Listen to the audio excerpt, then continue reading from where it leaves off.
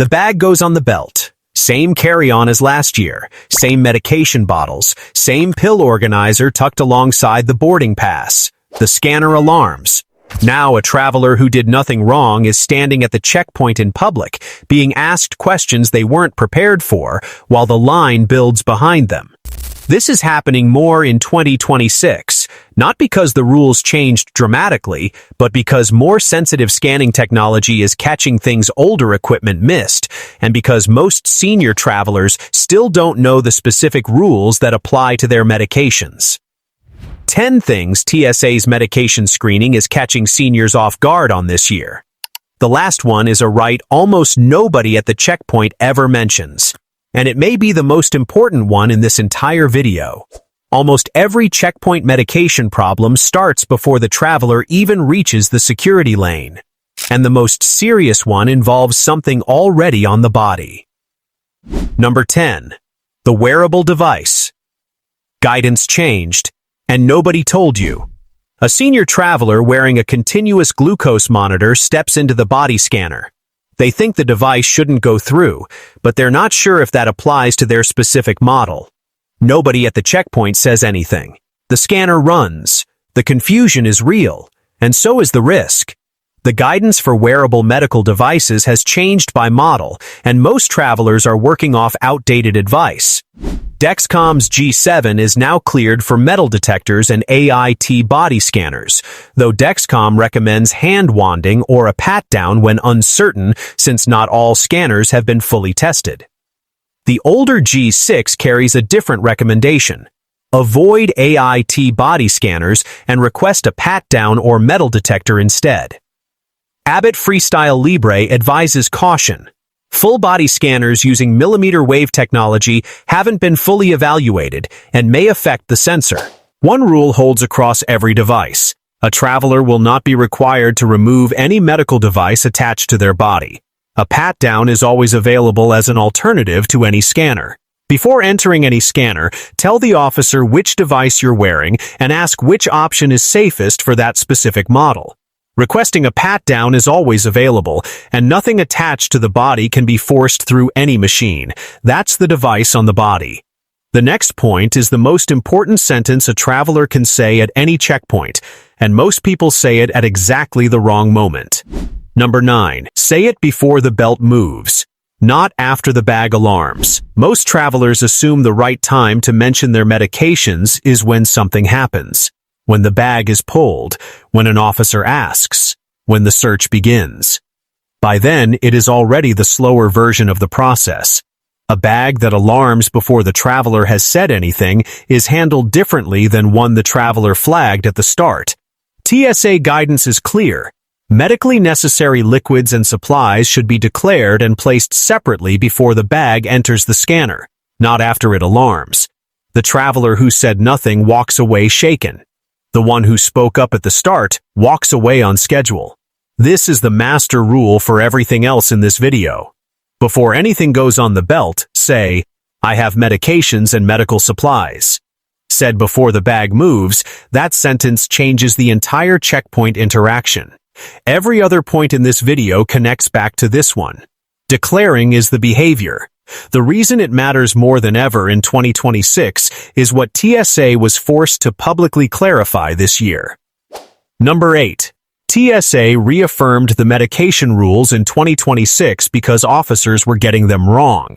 In 2026, TSA publicly reaffirmed the medication liquid exemption after a wave of passenger reports that officers were performing additional screening, or in some cases confiscating, liquid medications that were fully permitted under existing policy.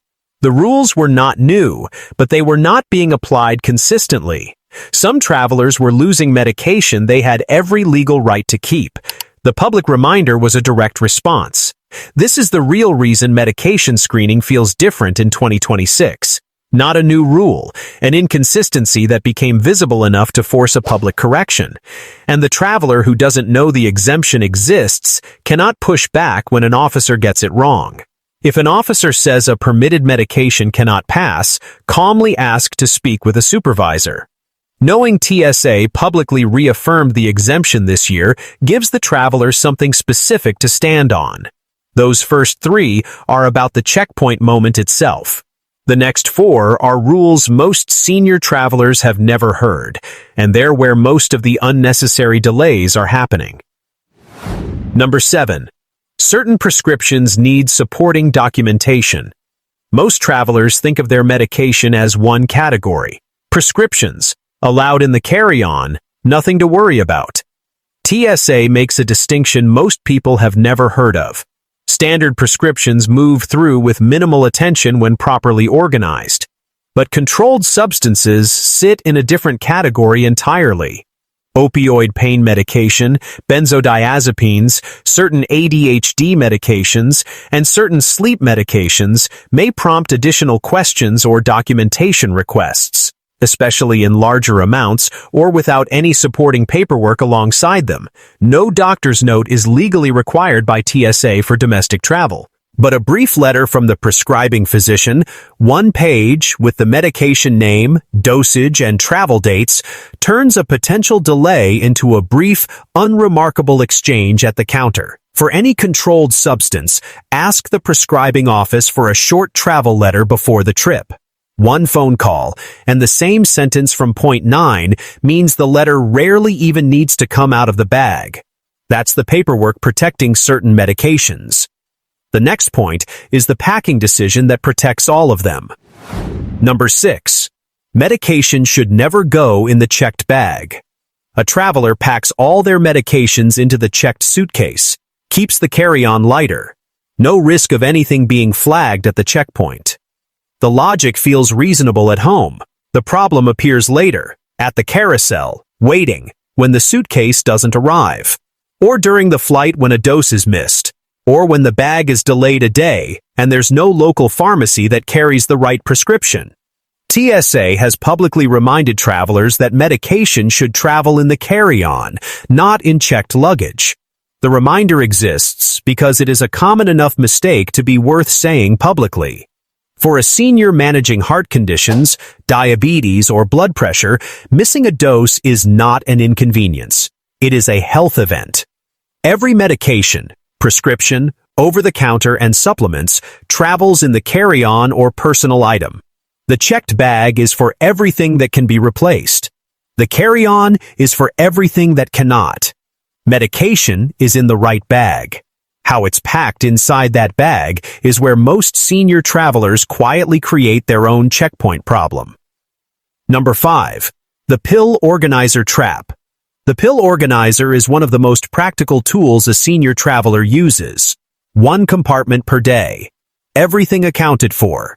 It is organized, logical, and one of the more common reasons a bag gets pulled for a secondary search. TSA does not require medications to be in original prescription bottles. The problem is what the organizer looks like on a scanner. A dense, layered object full of small, unlabeled items in separate compartments. An officer seeing that image has one option: open the bag. There is a second reason to keep at least 1 original bottle alongside the organizer. At international customs, or in any unexpected situation involving police, the labeled prescription bottle is the documentation that proves the medication belongs to the traveler. TSA will not ask for it domestically. The situations where it matters are the ones nobody expects. Keep 1 original prescription label or pharmacy printout in the same pouch as the organizer. It resolves the checkpoint question in seconds and becomes the most important piece of paper in the bag if anything unexpected happens beyond security. Number 4. Liquid medications, over 3.4 ounces, are fully allowed. Most senior travelers have memorized the 311 rule. Almost none of them know the medical exemption built into it. Medically necessary liquids are fully exempt from the 311 limit. Liquid medication, prescription eye drops, saline, medical creams, and liquid nutrition supplements can exceed 3.4 ounces in the carry-on legally, for any liquid a traveler genuinely needs for a medical reason. This is exactly what TSA's 2026 reminder addressed. Too many travelers, and sometimes officers, were treating medical liquids as standard liquids when they are not. Travelers were discarding medication they had every right to keep. Separate liquid medications into their own bin and use the same sentence from point 9. I have medically necessary liquids. Those words activate the exemption. Without them, the bottle moves through as any other oversized liquid. Liquid medications have an exemption. Insulin supplies and injectable medications have their own separate set of rules, and they create some of the most predictable delays at any checkpoint. Number 3. Insulin pens, syringes, and cooling packs have their own rules. A senior traveler arrives at the checkpoint with an insulin pen, spare syringes, and a gel cooling pack. Nothing is declared. Nothing is separated. The bag goes through the scanner and gets pulled immediately. This is one of the most predictable checkpoint delays for diabetic senior travelers, and one of the most avoidable. Insulin pens, auto-injectors, syringes, lancets, and cooling packs for medically necessary liquids are all permitted in carry-on bags. TSA confirms diabetic travelers can bring unlimited insulin and supplies without standard liquid rules applying, but needles and injectors create a visual alert on almost every scanner. An officer without prior information has no choice but to stop the bag. Cooling packs carry one separate condition. Frozen solid at the checkpoint, they pass as medical supplies. Partially melted, they fall under standard liquid rules. Before anything goes on the belt, use the same approach from point 9, and keep all supplies together in one clear pouch. That sentence, said before the bag moves, prevents the alarm from becoming a manual search. The last two are what almost nobody at the checkpoint ever says out loud. The final one is the right the opening of this video promised. Number 2. Carrying more medication than usual can raise questions. A senior traveler heading on a 3-month trip packs a 90-day supply of heart medication. Completely reasonable. At the checkpoint, the bag is flagged and the officer starts asking questions about the volume inside. TSA doesn't set a hard quantity limit on most prescriptions. What it notices is quantity that appears unusual relative to the trip, especially with controlled substances, or when nothing in the bag provides context. A 90-day supply with no supporting information tells a different story than the same supply with a travel letter. For a senior who carries extra medication as a precaution because missing a dose has real health consequences, the answer is not to carry less. For larger supplies, include a brief note from the prescribing physician that mentions the trip length and prescribed quantity. Even a printed prescription with travel dates gives the officer immediate context and ends the conversation before it becomes uncomfortable. And now, the last one. Number 1. Every traveler has the right to a private screening room with a same-gender officer. TSA officers at every U.S. airport are required to offer a private screening area when a traveler requests one. This applies to anyone who needs a more thorough search. Travelers with ostomy bags, wound dressings, colostomy supplies, catheters, or any sensitive medical item they do not want examined in public. There is a detail most travelers never hear.